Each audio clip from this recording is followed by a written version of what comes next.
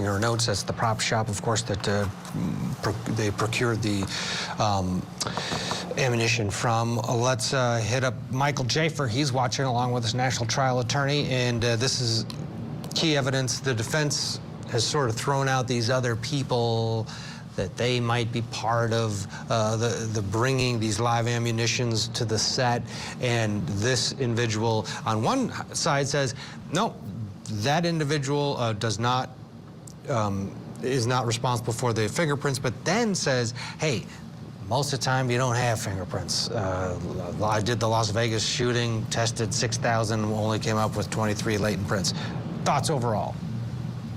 Yeah, I don't know how important the fingerprint analysis is going to be in this case, because the core of this case is negligence in bringing the live rounds on, handling the live rounds, getting into a situation, the tragedy where an actual live round was shot at an unsuspecting person. Obviously, it's important to bring in the latent fingerprint, even latent palm print analysis, which will probably come. Those are all very important, but they're not going to be. That's not what this case is. This is not a whodunit, right?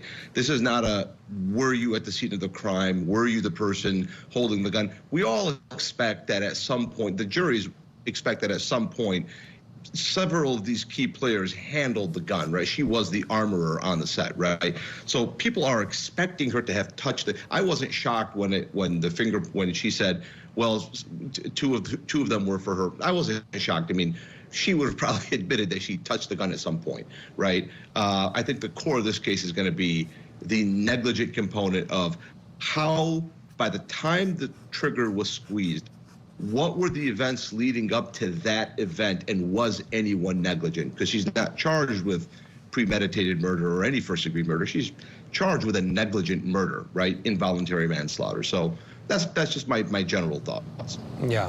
Bottom line is she was the armorer responsible, but if somebody else was responsible for bringing those live rounds into the set, was it her job to really go through and detect and look at every single one of those rounds as part of her job? And it might be that it is at the end of the day.